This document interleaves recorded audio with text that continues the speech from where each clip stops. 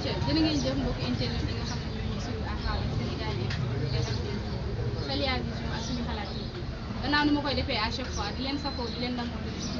mais di leen kontaan yi tey ni ñu koy toppatalee ci làmb à chaque fois maa ngi nii HLM Grand Yoff seet si fi nga xamante ne nii Grand Médine seet si fi nga xamante ne nii mooy Étoile Djolof Étoile bu ñu nuyoo ziar la ba pare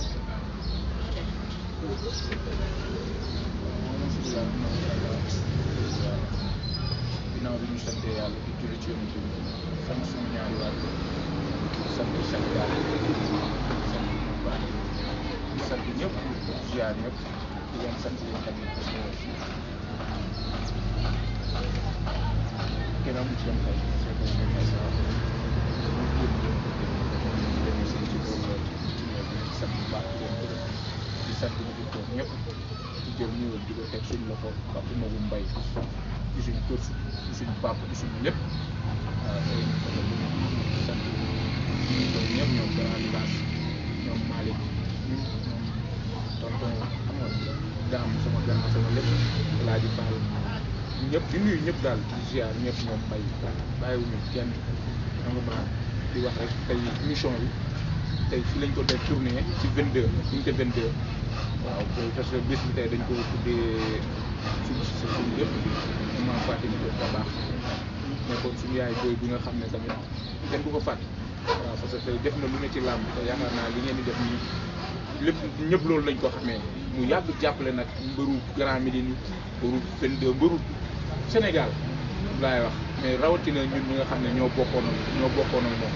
dëkkandoo ak moom mu rafet trop comprendre nga tey mbër mu génn tey moom moo la génnee kon tey Étoile Djolof bu jëlee initiative bi def ko defal lu ko boppam da ko defal mbër yëpp defal ko ak lu làmb te yaakaar naa keroog signature bi bi ñu ñëwee kii page bi comprendre nga tey képp ku nekk ci làmb rek sa xol dafa tooy kon yaakaar naa loolu noonu defuñ ko pour ñun kese mais dañ ko def pour ñëpp parce que maman Fatim tey ku ne mën na koo defal loolu kon parce que tey léppam dafa rafetoon ci làmb xam nga tey bu doon doxal làmb rek ci la nekkoon tey moo tax ñu ñëw def ko commune fii tey unité 22 di nuyu waa commune yëpp nag di nuyu seen waa kër baax a baax di nuyu suñu maam koy jaayam di ko ñaanal nga yàlla na ko fi yàlla bàyyi suñu kanam ko yàlla bàyyi suñu kanam yaa nga mat di ñaanal maman Fatim Diop su mu nekk yàlla na ko gënal suñu jigéen di seetal seen maam Mouhamed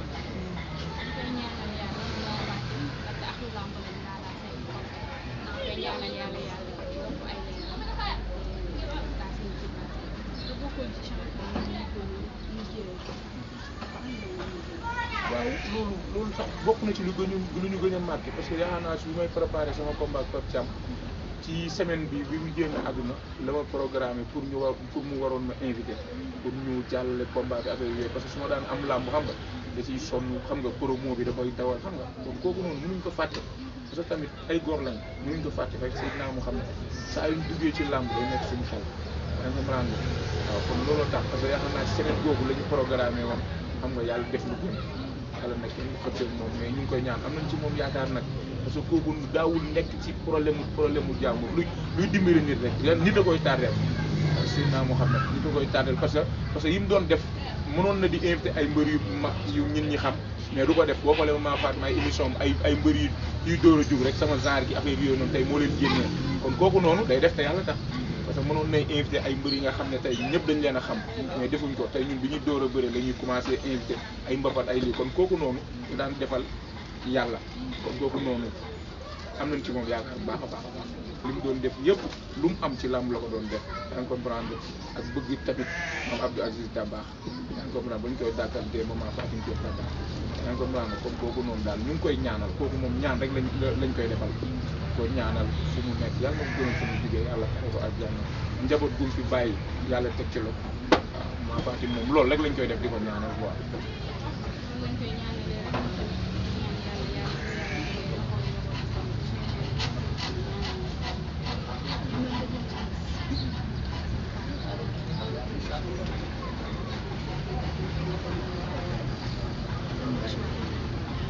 waaw Baye Wally waaw maa ngi koy nuyu en passant di wax waaw Baye Wally moom adversaire la rek comme yeneen adversaire yi parce que tamit yaakaar naa def na ay preuve comprendre nga champion la mu ngi def ay preuve may def samay preuve pour làmb boole ñu war a bëre le 21 yaakaar naa le 21 moom li ci des bëreetul dimanche incha allah bëreetul sax le 21 dimanche incha allah li ñu waroon def yëpp def nañ ko ànd ak ensemble de école de Boy Gandiol bi yëpp suñ papa Magum Mbaye jiite ko yaa ngi comprendre ñu nekk ci champion yi fa nekk yëpp ñuy préparé ndoo yaa ngi ko am comme ni ñu daan waajee yeneen combat yi ànd ak tamit sama waa gox sama waa gox ñu ngi waaj combat bu baax mu ngi waa grand bi ñu ngi waaj combat bi rawatina waa INPEC comprendre waa passé ba 26 ñëpp ñu ngi waaj combat bi yaa ngi comprendre waa Cité Damel xam nga waa Grand Médine waa Kër Massar comprendre waa Jaxaay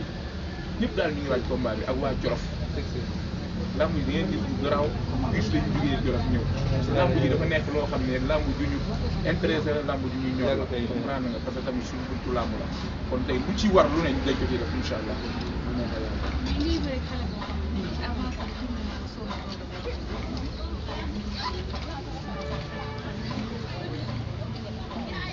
waaw préparé nañ ko lépp ci côté xeex côté bëre côté lépp parce que tamit bi ñu koy jël gis nañ ay qualité parce que ñun moom làmb yàlla nattoon nañu mosuñoo am adversaire bu yomb adversaire bu mu jël dañ naan étoile kañ est-ce que dina génn ci lii loolu la ñu yàlla nattoo ci làmb te tamit ñëwuñ ci làmb jël bu yomb ay di xool ay bëru yomb yooyu dañ ñëw ci làmb pour avancer teg suñ bët fu ñëpp di fi ñëpp di xool parce que tamit du borom bitigu mbëgg boo gis tey boo xaree xol bi tey grossiste bi mën nga fay fekk yaa ngi comprendre day ñaan yàlla avancé ay bitig ak yooyu noonu kon ça veut dire que ñun dañoo dugg ci làmb pour dem ci kanam nekkul fi pour taxawaalu wala di moytonteeg yooyu noonu looloo tax ñu jël parce que buñ ko jël adversaire tamit daan ko mu yóbbu la fenn ñun loolu moo ñu bàyyi ci làmb ba jël koo xam ne boo ko jàpp nit dañ naan boo ko jàppee mu dee. non yàgguma ko suivre nag nii bu lii ba sama làmb taxawee ma xam ne tamit am na te xam naa ko nii rek mais sama làmb bi mu taxawee ma xam ne tamit def na ay qualité ay kii ay def na ay preuve am affaire yooyu ma jël ko ñu waxtaanee suñu sax ñu jël ko loolu moo ñu boole ñoom. waaw waaj comme ni ma la waxee rek waaj ànd ak suñu mbokk ci préparé waaw waaw non mbër moom li ñu koy waajal mooy li bëreetul parce que yaakaar naa le 21 ñëw na pare dimanche incha allah bu arbitre sifflé dinañ xam ne Étoile lamb ji fonk na ko incha allah bu neexee yàlla nag moom ndam mooy xool ku ko neex mu may ko mais en tout cas ñun liñ liggéey incha allah gëm nañ ne du Baye Wally dañ dugg ci kanam incha allah bu arbitre sifflé bu neexee yàlla dinañ ko wane. lu raw loolu day ñëw incha allah parce que lamb ji ci lañ war a wane suñu bopp lu raw loolu incha allah day ñëw.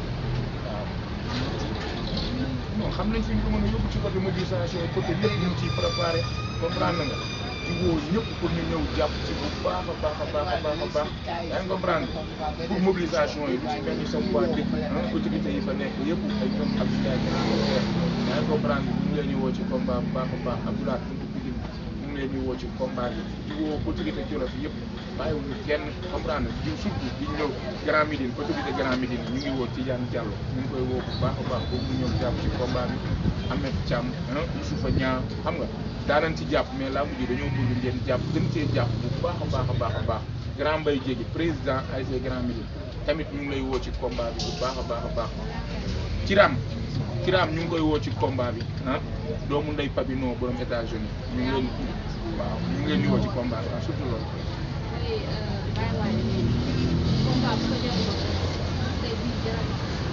non dëgg la moom da koy jaral parce que xam nga moo tax Étoile man bañ na ko ba làmb ji bi ma koy jël sax ñu bëri dañ ne moom waroo woon a bëree kii li may wax yéen xam ngeen ko parce que ci li ma jugee la ñu bëri dañ ne woon kii waroo bëree moom kon ça veut dire que moom làmb ji da ko war a jaral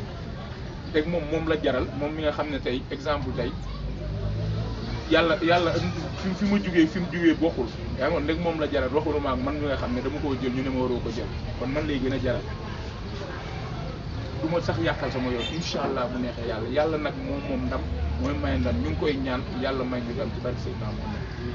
te nee na 16 bi moom Étoile mënul teye ba dama teg 16 bi wax la ma waxoon. waaw 16 boobu surtout loolu waaw 16 boobu incha allah pare nañ incha allah bu neexee yàlla pour daan ko toog ci 16 bi war na ko ñun ñooy buur bi incha allah. 16 bi pare su jàmm. waaw incha allah loolu lañ bëgg ba pare indi suñ slogan. da ngaa indi slogan. waaw non man loolu maa ko moom. kaymaa bi maa ko moom jasi boobu ñëpp xam nañ loolu sama yëb la kuy raam ak kuy toog si seet bi bu le 21 mai dinañu leer. incha allah bu neexee yàlla. acca lan ngay dafa entraînement. waaw entraînement yi moom instant bi suñu réglage lañ nekk rek def nañ li ñu waroon def ñu ngi ci comme li ma wax rek ànd ak suñu papa Magum Mbaye kooku suñu lépp la donc nag ànd ak waa école de booy Gandiol bi yëpp lamb ji tamit nag surtout lamb ji di ci woo waa Gandiol ma leen di woo ci combat bu baax a baax di leen dégg di ñaan parce que écurie bi suñu écurie école de booy Gandiol la tudd kon ñu ngi leen di tàllal loxo bu baax a baax pour ñu ñëw jàpp waaw comme ni ma koy waxee encore une fois rek autorités yi ñu ngi leen di woo bu baax a baax ci combat bi nii pour ñu ñëw jàpp ci yaa ngi comprendre parce que lamb ji lamb mobilisation soxlawuñ ci dara tigee leen ci soxla booy yëpp mobilisé dem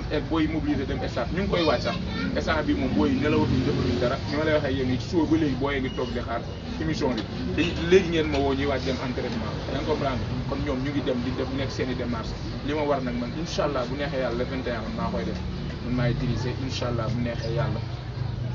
yàlla may man ndam incha allah ñu ñëw feete gëm-gëm boobu la non gëm-gëm boobu la am Étoile Djolof ku seetaan ay combat am xam na ne man moom lambam day mi-temps lambam boo xoolee lambam yëpp dafa yàgg mais man musuma mi-temps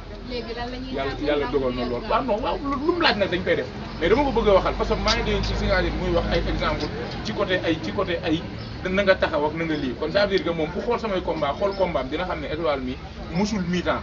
lamb day lii balaa 5 minutes dee jeex mu def lu muy def dem ñibbi yaa ngi comprendre kon yaakaar naa loolu moom lañ koy wax ay taxawal ak ay lii la ñuy nii loolu moom lañ koy wax mais lamb yi nag lu mu laaj incha allah dañ koy def duñ ne lii la ñuy def loolu lii la ñuy def mais lu ñuy def rek pour yàlla may ñu ndam ci côté xeex ci côté bëre ci côté lu mënul ne incha allah loolu la ñuy def. mais moom nee na da lay pousse le combat bi nga jël sa temps mu war na ni dafa mën a bëre doo ko xeex ak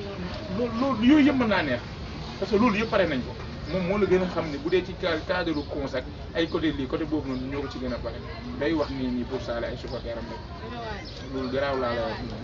laa lay wax côté boobu amul luñ ciy sóoraale incha allah lu mu indi rek bu neexee yàlla dina ko fekk incha allah. nañ tey waaw. yaa booy ñu sant bu baax. ay jaar bu baax.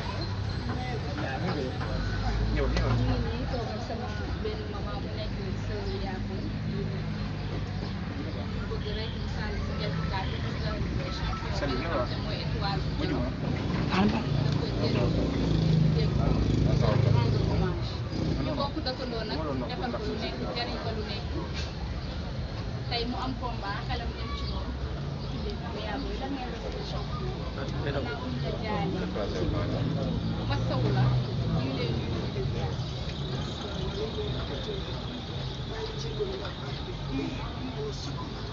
da ngay jege si.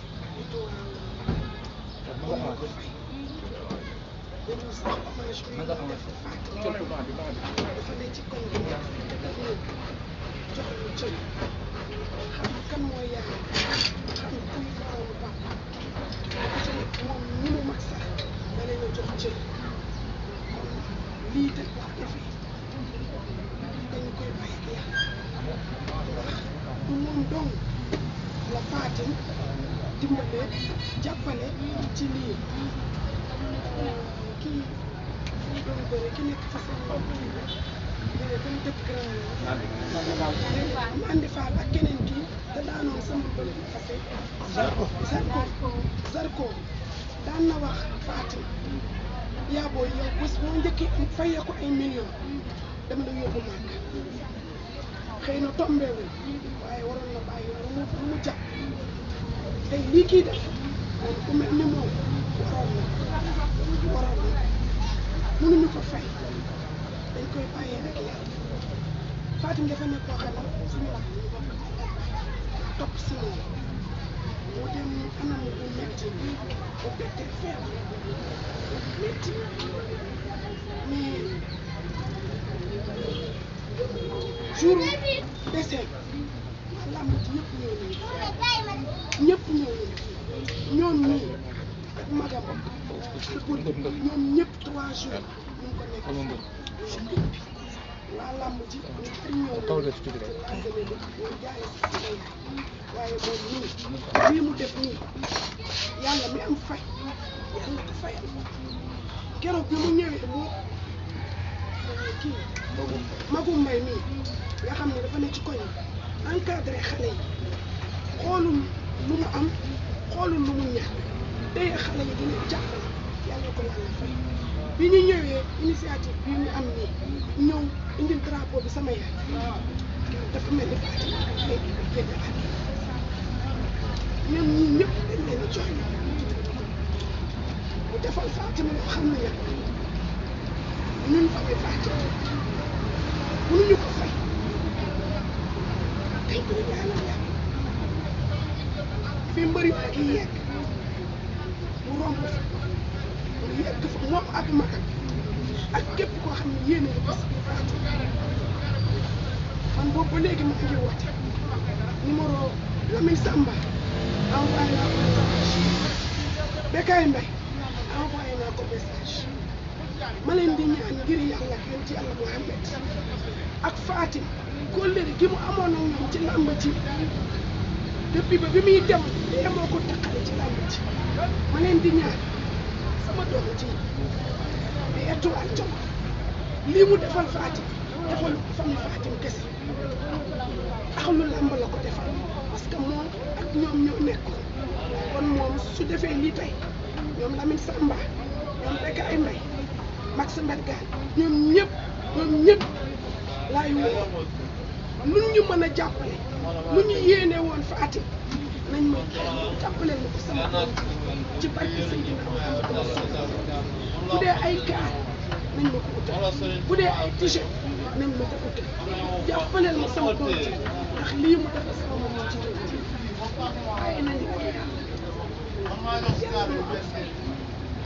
na la yàlla fayal ci barke Seydina lii nga ñu defal nii danga mel tey nga Fatim ak lii nga ñu defal nii tey danga mel tey nga jëkk kër jox ko Fatim parce que xamoo sax fu mu toll ci ñun amuñu dara de mais am nañu suñu ñaan lu ñu mën pour jàppale la ku ma xam pour mu jàppale la maa ngi ci dinaa ko def incha allah yàlla may la ndam ci sa bëri bii ci barke sama waajuru jigéen barke sama baay barke sëñ Babacar Si njëkk fa maa ngi lay ñaanal ci kattanu yàlla baaxu njool ma yàlla mi maye ndam Étoile yàlla may ndam bi sukkee mu jig la nga baxe fa ne di am ay ndam ba ba ngay nekk roi des arènes parce que mérité nga lii nga def nii amoo sax fu mu toll ci ñun ok may ñaanal Fatim ok bi àjjana fi muy suñu mag xool dara ci ñun def ñu comme ñun mooy suñu yaay sama yaay ngi nii mais tey ñun te dañ fi ñàkk yaay mooy Fatim sama yaay moo ñu jur mais Fatim moo nekk suñu yaay encadré ci côté bu nekk baax ñu koy ñaanal mu xëpp àjjana fi di la ñaanal yàlla ci barke seen Babacar Si yow fa ma ko kii dara yàlla na nga am ndam le 21 janvier yàlla na la yàlla may ndam bu sedd guy bu leer naññ ci barke Seydina Muhammad maa ngi gërëm yéen tamit sëy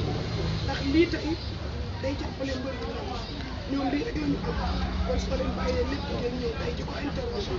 tey di waxaale ci ñun defal ngeen ko defal ngeen ñu ko mais defal ngeen ko mbër yi tam yëpp yàlla ngeen yokk ba ñëpp maa ngi jégalu ñëpp nag nañ ma baal ak merci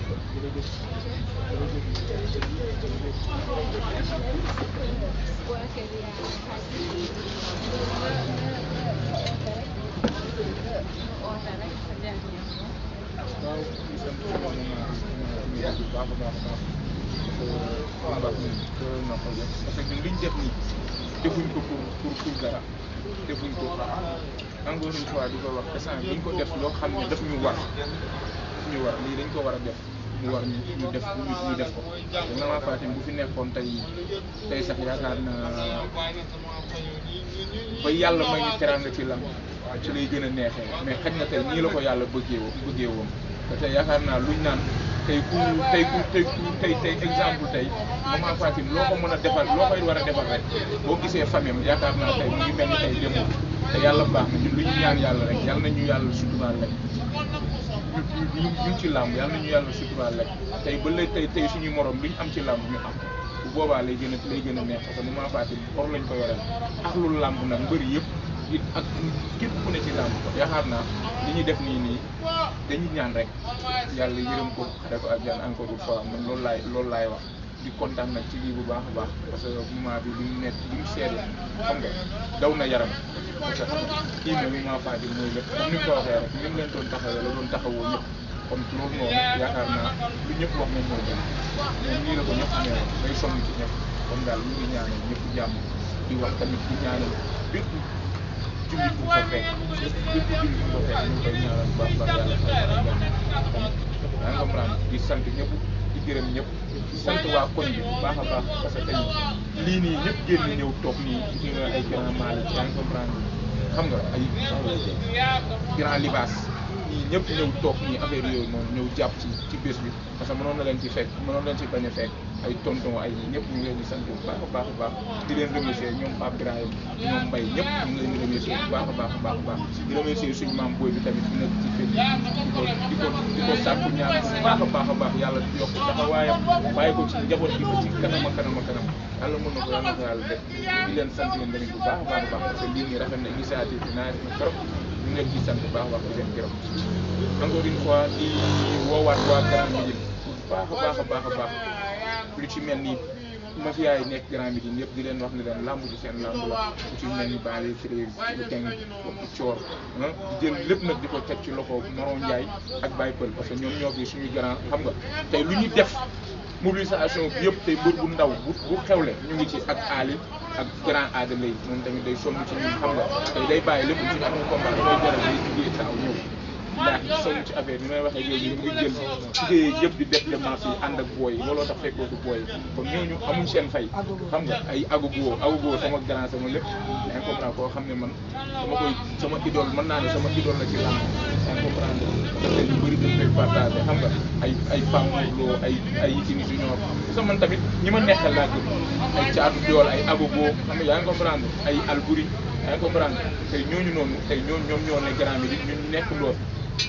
comme ñoom tey man ñooñu tey lu mbër am ci àll bi yaa ngi comprendre man tey ñooñu laa gëm quoi benn essence ay ñoom ndigal ñoom ñëpp yaa ngi comprendre di ñaan daal yàlla defal ñu jàmm yàlla gën ñu boole comprendre gën a